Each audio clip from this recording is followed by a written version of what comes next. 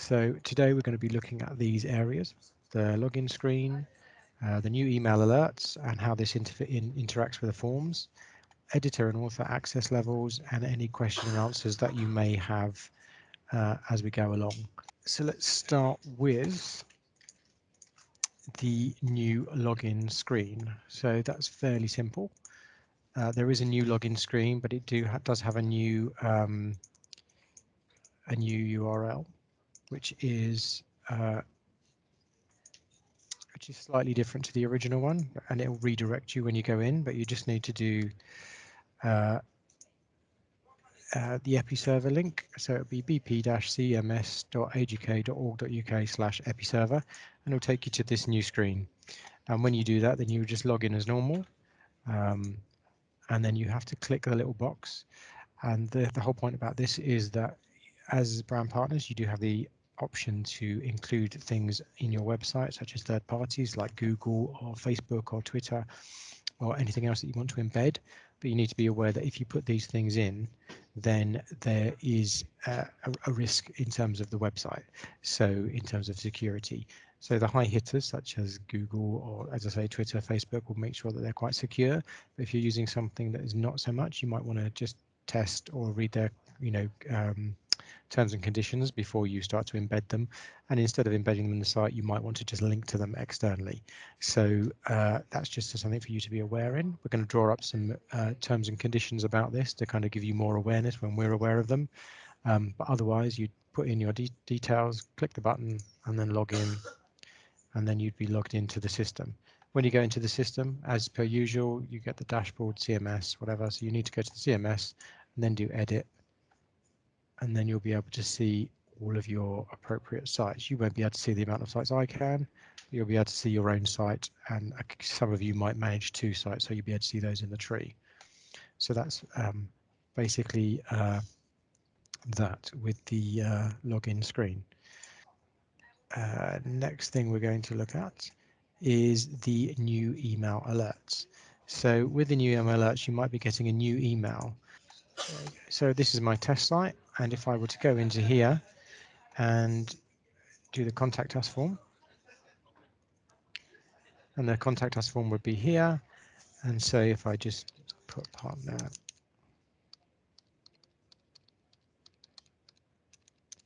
if I spell it right, that would be even better.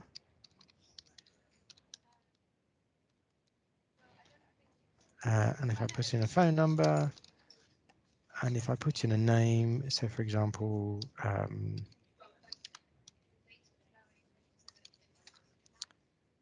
I click a thing and just say that this is a test email, and then I submit my inquiry. As a user, that's what would happen. The email will just get submitted.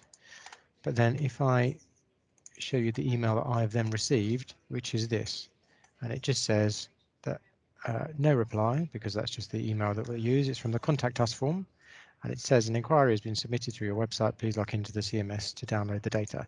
So some of you will have been getting this email and you're not really sure what it is, but it's about the form changes. So that's what this email is. Previously, you would have got your emails data sent to you in this email, but because of the data changes, we can't send you, because we're all different organizations. We're one organization, all the brand partners are different organizations. We can't send your data from us to you securely. So the best way is to let you know that there's been some data, and then you just need to log into the system to get it. So this being the email that you would get, what you then need to do is log into the website. So I am currently logged in, and I would go to the test site because that's where we are, and I would navigate to where the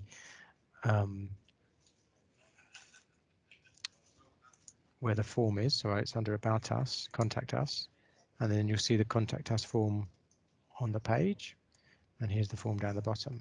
Now you want to look at the back of the page in the properties, and then you'll see what that page is made up of. It's made up of 3 blocks and a contact us form. Now this is the important part, which is the form. So you want to go into the form and edit it, but you're not actually editing it, you just need to deal with it. And if you scroll down, you'll see how that form is made up. And again, if we look here and refresh this page, you'll see that it kind of marries up with all these different areas. And this one does the same thing. But what we want to do is we don't want to edit it.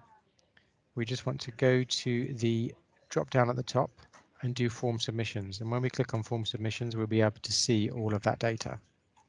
So for example, this is the one that I've just put in now.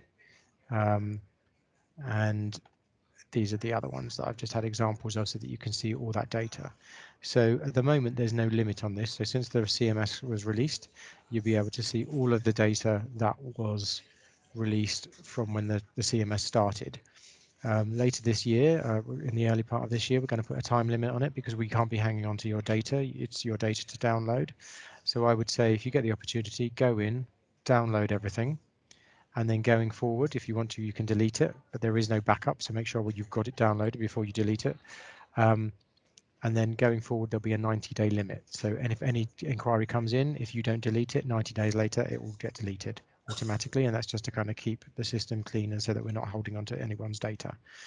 If you want to download the data, you can then click on this little form and you can choose the data format that you want. For example, a CSV. And if I want to open that, then it will just show me the CSV, which has got all the data on there. And that's for all of the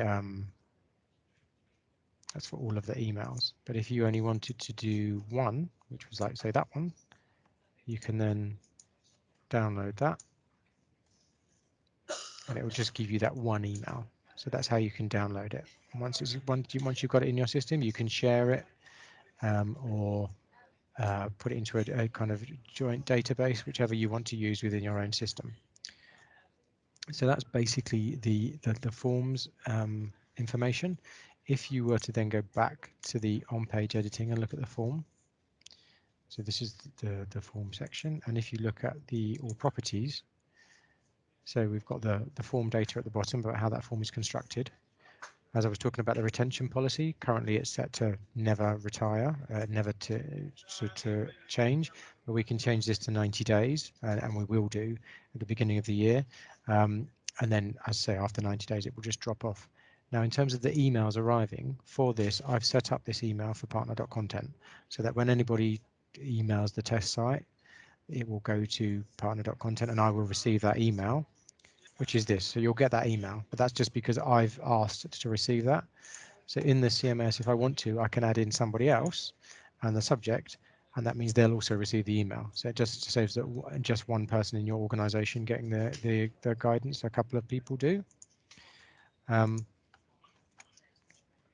But you can add as many as you want, but you just have to add a new one every time.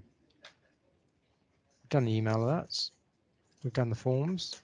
We now want to look at author editor access. So this is one of the things that you might just have admin people that want to look at to download those forms, and you might not want them to have access to the website. So we do have 2 access levels. We actually have 3. I'm an admin, so I have higher access levels than all of you, but that's just because I need it for part of my role. So then we also have author and editor. Now an editor is what most of you have. So you're an editor so that you can publish changes, you can delete content, you can create content, and you can make those changes on your website, apart from top level things such as these items here, which you can't change. I need to do those. But for an editor, generally you can change everything within your site. But then there's also author access, which means that you can't make any changes, or if you do, they go into a workflow. So that's what I'll show you now. So if we log in again, I've just set up an author.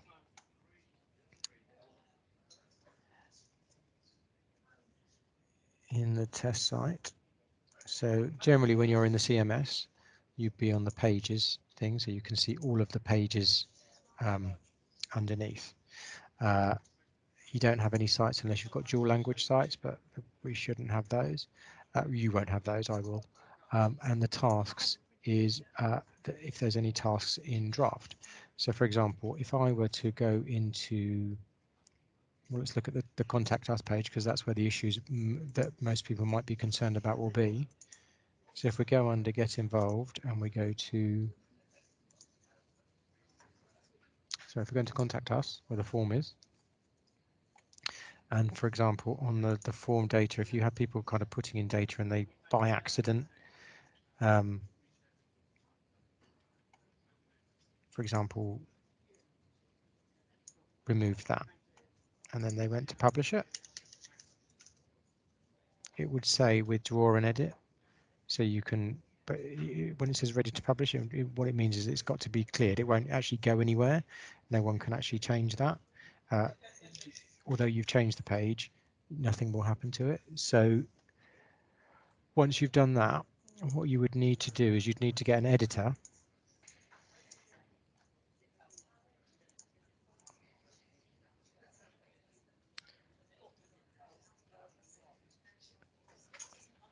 What I would need to do is go into that site, and then I would withdraw and edit, but I wouldn't want to change it. I just want to revert to the published page. You say yes. And then if you look down, this has come back. So that's what you just need to do. If someone knows that they've made a mistake on a page, but they won't be able to publish it because they're an author, but you can go in as an editor and just cancel that change. So it shouldn't really cause any problems. So that's basically the difference between authors and editors. And also as an editor, when you go in, you'll see that that page will be yellow and it'll be waiting to be reviewed by you. With access levels. So is there any questions about any of that, or just general questions that you might want to ask? Stacey has a question, which is how would someone be set up as an author? So what you need to do is ask me. So if you're an editor and you don't want editor access, I can just change you to an author. Or if you just want someone set up from the basic as an author, I can do that for you. You just need to email me at partner.content telling me who it is, either if they're already in the system and they just want to be an author, or if they need to be set up from scratch, and then I can do it for you. I mean, and you can have, it's not like Brand Hub where you can only have one or two accesses to the website, but it is just me here. So obviously, if you want, 10 might not be the greatest idea if you've got 10 members of staff, because not everyone need access.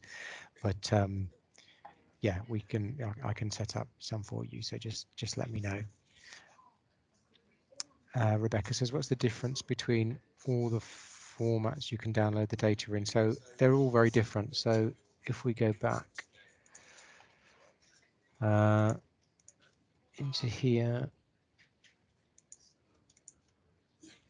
and this is where you download, you get XLS, CSV, JSON, or XML. So they're all 5 different file formats. So an XLSX is Excel. It's basically an Excel file. CSV is a comma. I forget what the acronym is for, but it's basically just data. It's just a data file. So when you open it, it will open in Excel just because Excel can read it, but it's actually it's just basically a strip of data. So you can, if we would do this and we'd see browse, you could open it in Notepad, for example, and then that's what you'd get. You just get a series of data which was differentiated by commas. That's why it's a comma file. The others are JSON and XML. Are JSON, it's used for if you have another system and you wanted to pull that information into that system, then you could download it as JSON and download it as XML. I've never tried them because we don't use them. Yeah, because you look for a specific file format to use. Yeah,